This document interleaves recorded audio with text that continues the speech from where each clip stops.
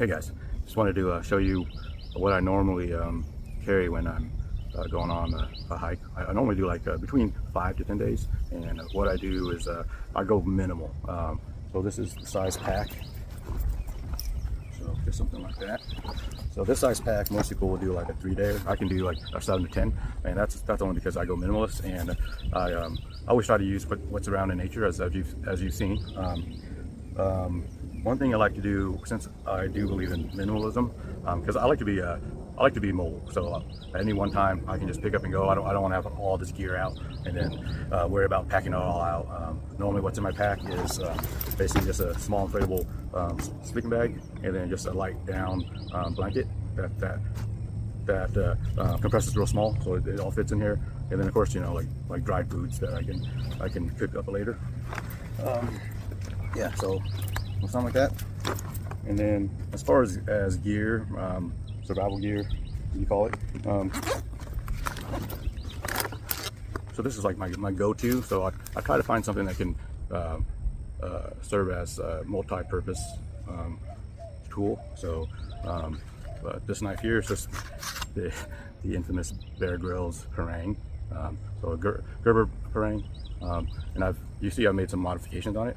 So I did notch out a groove here, and that allows me to actually pick up hot pots from the handle. And it also works really good if I am clearing brush, or if there's lots of brambles in the way. Let's say I'm going into a trail that's fairly thick and it's not been maintained very well, and there's blackberries and just stickers and stuff. I can actually just use this and just move it out of the way. Because a lot of times you will chop it, but if there's stickers and thorns, it'll just still stay there because the thorns are just like Velcro. And so after I chop it, I can just grab it with this hook and just move it away, and that works really good. So this is multi-purpose. Also works really good for starting fire with a with the fire steel. So that works really good too. And then you'll see here, I also made a little notch here so I can grab it up here. I also put jimping up here so I can do fine work with this. So I don't have to bring another knife to do fine work, carving and stuff like that. Yeah, so I just jimped it up here, and then made a little smooth area right here that's safe for my fingers.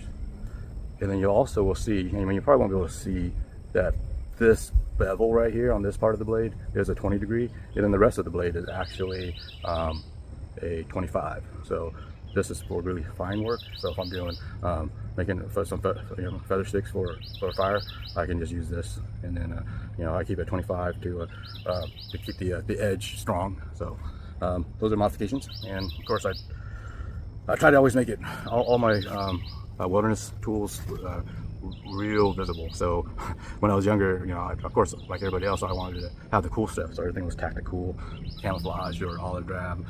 But since I do have ADHD, I realized that the forest was keeping most of my camouflage tools. I just can never find it.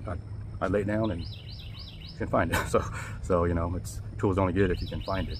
So I went ahead and started making sure all my outdoor tools were visible in one way or another. So yep, that's it there. Oh, and so these kind of knives, one of the biggest peeves I got is that they have like really poorly designed sheaths. Even though they could be nice leather, they're like a sock sleeve, so you gotta like stick it in and then pull it all the way out. It's like that motion, you have to like really look at what you're doing, and also it always gets caught up and you end up slicing into that sheath eventually. So it's just that motion of pulling it all the way out and then watching carefully as you put it in. It's just not real efficient as far as how I like to work. I like things to just do things by touch and do things real quickly. So this sheath here I actually made myself. So just use thick Kydex and a Tech Lock, and yeah, just put it in the oven and pressed it myself, just using my body weight. So yeah, you can do all these kind of things. All you gotta do is just be creative and just kind of believe in yourself, and just know that it's going to take a few different tries, and it's actually pretty fun to make your own stuff. So here's how this works. So it just goes in like this, and then it just clicks in like that. So all I gotta do is go like this, take it out. So when I want to put it back in, like this, and then you hear it click. It's just like that. So I don't even have to look at it. You probably seen me use it. I just pull it out, put it in, so it just clicks. Yeah. So yeah, see, it's real sturdy. Yeah, real easy motion. So it's all about efficiency. You don't want to be on a trail with your backpack and all this stuff, and then you gotta reach down here and start trying to like reach this, get this out. It's just such a hassle. For me, it's all about efficiency. So I'm all about efficiency. And this is just like this is just like a $40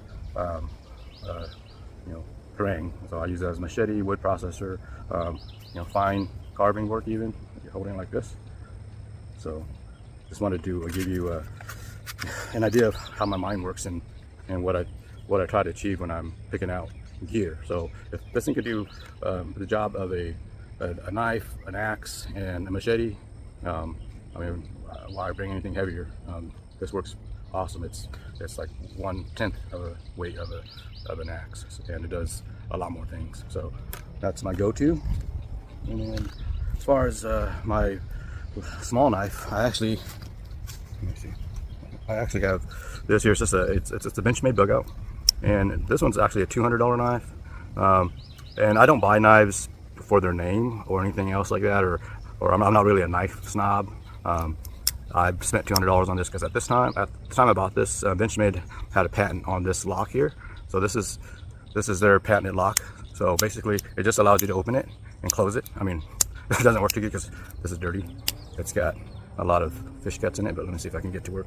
There we go. See, so I can open it with one hand, and then I can close it with one hand. So let's see, open, close, right? So everything's one-handed. So you find that when you're using your tools in a situation, you're always one-handed. You're grabbing something and then you're trying to get your knife.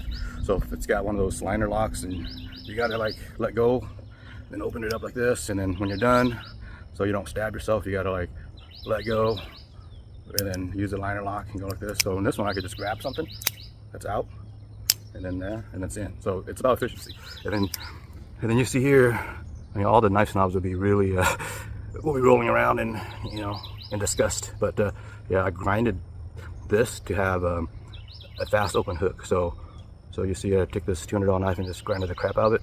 Looks like crap, but I'm all about function. So it's got to be functional. I don't care how it looks. So here's what the thought process is here. So just watch how this works. Okay, so this will always be here. Okay, so this will always be here. So if I'm really in a hurry to get the knife deployed, and that knife is out. Okay, so that's really how that works. Okay, so once again, I need my knife out immediately. There we go. So once again, don't be afraid to modify your tools to make them highly efficient and more usable.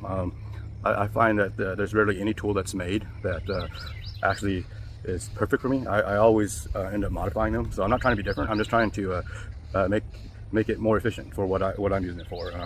Yeah, I'm not a craftsman, and I can't make a knife.